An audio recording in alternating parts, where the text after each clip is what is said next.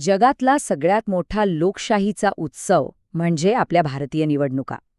करोडो मतदार, लाखो मतदान केंद्र, ही व्याप्ती अफाट आहे.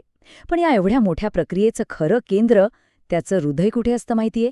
ते असतं एका अगदी सामान्य मतदान केंद्रात. तर आज आपण ह्याच मतदान केंद्राच्या आत डोकावून बघणार आहोत. बघूया जिथे एक एक मत मिळून लोकशाही कशी घडते. तर मग या संपूर्ण दिवसाचा, या संपूर्ण प्रक्रियेचा नायक कोण? तो आहे पीठासीन अधिकारी. आणि हे मी नाही म्हणत, निवडणूक आयोगाच्या अधिकृत पुस्तिकेतच लिहिलंय. पीठासीन अधिकारी म्हणून तुम्ही मतदान केंद्रावरील सर्वात महत्त्वाचे अधिकारी आहात. म्हणजे बघा, ते फक्त एक सरकारी कर्मचारी नाहीत, नाही, त्या एका दिवसासाठी त्या मतदान केंद्राचे तेच सर्वेसर्वा असतात. आणि म्हणूनच आपण त्यांना म्हणणार आहोत लोकशाहीचा ग्राउंड कमांडर. आता असं का म्हणायचं? कारण विचार करा, निवडणुकीच्या त्या रणांगणावर तेच अंतिम अधिकारी असतात. त्यांच्या खांद्यावर फक्त ती प्रक्रिया कशीबशी पार पाडण्याची जबाबदारी नसते, तर प्रत्येक मताच्या पावित्र्याची, त्याच्या अखंडतेची संपूर्ण जबाबदारी असते. आणि हो, हे अधिकार काही फक्त नावापुरते नाहीयेत, अजिबात नाही. लोकप्रतिनिधी कायदा 1951 अंतर्गत त्यांना त्या मतदान केंद्रावर संपूर्ण नियंत्रण ठेवण्याचे कायदेशीर अधिकार मिळतात. असं समजा की त्या एका दिवसासाठी ते निवडणूक आयोगाचे डोळे आणि कान म्हणूनच काम करत असतात. आणि त्यामुळेच प्रत्येक मताची सुरक्षा ही त्यांची वैयक्तिक आणि कायदेशीर जबाबदारी बनते. अर्थात इतकी मोठी जबाबदारी असलेला हा ग्राउंड कमांडर एकटा नसतो.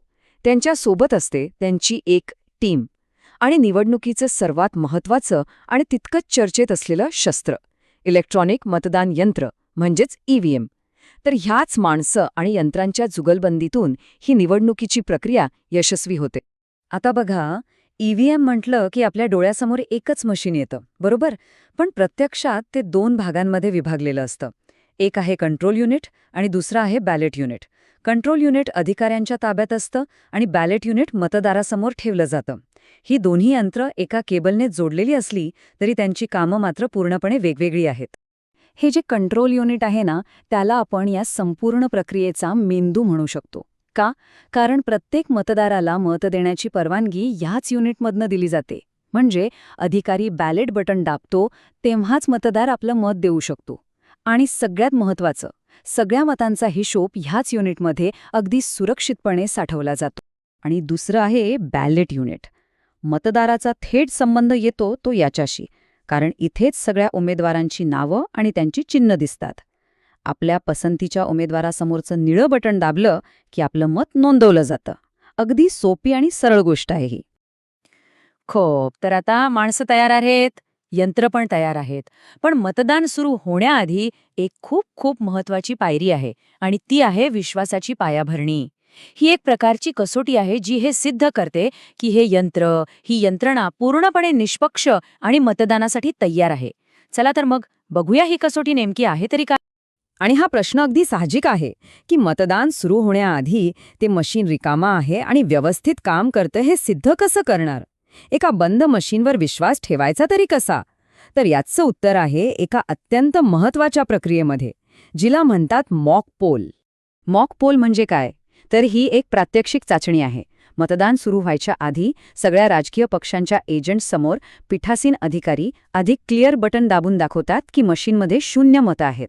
मग हे एजंट स्वतः काही मतं टाकून बघतात, रिझल्ट बटन दाबून निकाल तपासतात की मतं बरोबर नोंदवली गेली आहेत की नाही. आणि हे सगळं झाल्यावर मशीन परत क्लिअर करून 0 मतांवर आणलं जातं आणि मग सगळ्या एजंट्सच्या सह्या घेऊन ते सील बंद केलं जातं. म्हणजे बघा किती पारदर्शक प्रक्रिया आहे ही. आणि एक गोष्ट लक्षात घ्या, ही प्रक्रिया काही ऐच्छिक नाहीये. निवडणूक आयोगाचे नियम अगदी स्पष्ट आहेत. जर एखाद्या मतदान केंद्रावर मॉक पोल झाला नाही तर त्या मतदान केंद्रावर मतदान होणारच नाही. संपला विषय. या एका नियमावरूनच आपल्याला कळतं की ह्या प्रक्रियेला किती जास्त महत्त्व दिलं जातं. चला तर मग मशीनने विश्वासाची ही कसोटी पार केली आहे आणि आता प्रत्यक्ष मतदानाचा दरवाजा उघडतो. आता आपण एका सामान्य मतदाराच्या भूमिकेत शिरूया आणि बघूया की मतदान केंद्रात प्रवेश केल्यापासून मत नोंदवण्यापर्यंतचा प्रवास नेमका कसा असतो. तर सगळ्यात पहिली पायरी ओळख पटवणे. मतदार पहिल्या मतदान अधिकाऱ्याकडे जातो. तिथे आपलं ओळखपत्र म्हणजे इपिक कार्ड किंवा दुसरं कुठलंही मान्यताप्राप्त ओळखपत्र दाखवायचं. ते अधिकारी आपलं नाव मतदार यादीत शोधतात आणि ओळख पटली की नावाखाली एक रेष ओढतात. ओळख पटली. आता पुढचं पाऊल, आणि मला वाटतं सगळ्यात अभिमानाचं पाऊल, लोकशाहीची निशाणी. दुसरा मतदान अधिकारी आपल्या डाव्या हाताच्या तर्जनीवर ती न पुसले जाणारी शाई लावतो. कोणी पुन्हा मतदान करू नये यासाठी हा एक साधा पण खूप प्रभावी उपाय आहे. शाई लावून झाल्यावर आपल्याला एका रजिस्टरमध्ये सही करावी लागते किंवा अंगठ्याचा ठसा द्यावा लागतो. आता हे कशासाठी? तर हा मतदानाचा एक महत्त्वाचा कागदोपत्री पुरावा आहे. या फॉर्म 17 मुळे किती लोकांनी मतदान केलं याचा अचूक हिशोब राहतो आणि सगळी प्रक्रिया रेकॉर्डवर येते. आणि आता येतो तो अंतिम क्षण. तिसरा मतदान अधिकारी कंट्रोल युनिटवरचं बॅलेट बटण दाबतो. तसं करताच आतल्या खोलीत ठेवलेलं बॅलेट युनिट मतदानासाठी तयार होतं. आता मतदार त्या खासगी कक्षात जाऊन पूर्णपणे गोपनीय पद्धतीने आपल्या पसंतीच्या उमेदवारासमोरील निळं बटण दाबून आपलं मत नोंदवू शकतो. चला तर, दिवसभराचा मतदानाचा हा उत्सव आता संपला आहे. पण काम अजून संपलेलं नाही. उलट सगळ्यात महत्त्वाचं काम आता सुरू होतं. ते म्हणजे लोकांनी दिलेला जनादेश सुरक्षित करण्याचं. हा कौल मतमोजणीपर्यंत कसा जपला जातो? तर त्यासाठी मतदान संपल्यावर मशीन सील करण्याची एक अतिशय काटेकोर प्रक्रिया आहे. मतदानाची वेळ संपल्याची घोषणा होताच पीठासीन अधिकारी कंट्रोल युनिटवरचं क्लोज बटण दाबतात. बस, हे एक बटण दाबलं की संपूर्ण मतदान प्रक्रिया थांबते. यानंतर मशीनमध्ये एकही नवीन मत टाकता येत नाही, काहीही केलं तरी नाही. मग मशीन बंद करून पुन्हा एकदा एजंट्सच्या साक्षीने ते पूर्णपणे सील बंद केलं जातं. आणि मग तयार होतो सगळ्यात महत्त्वाचा कागद, फॉर्म 17C. याला आपण मतदानाचा ताळेबंद म्हणू शकतो. मशीनमध्ये एकूण किती मतं नोंदवली गेली याचा सगळा तपशील यात असतो. सर्व पक्षांचे एजंट यावर सही करतात आणि महत्त्वाचं म्हणजे त्यांना याची एक प्रत दिली जाते, जेणेकरून मतमोजणीच्या दिवशी मशीनमधला आकडा आणि हा कागदावरचा आकडा जुळतोय की नाही हे पारदर्शकपणे तपासता येतं. तर एका मतदान केंद्रावरचा हा दिवस, हा खरं तर त्या महाप्रचंड लोकशाहीच्या चित्राचा एक छोटा पण खूप महत्त्वाचा भाग आहे.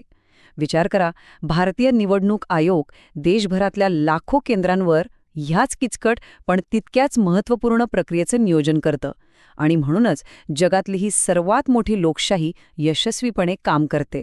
तर मग एकीकडे अत्याधुनिक तंत्रज्ञान, दुसरीकडे कागदी सील आणि पुरावे, आणि तिसरीकडे माणसाची जागरूक नजर. या सगळ्यामध्ये एका मताला सुरक्षित ठेवण्यासाठी सगळ्यात महत्त्वाचं पाऊल कोणतं असेल? प्रक्रियेचा तो काटेकोरपणा की माणसाचा प्रामाणिकपणा? हा प्रश्न नक्कीच विचार करायला लावणारा आहे.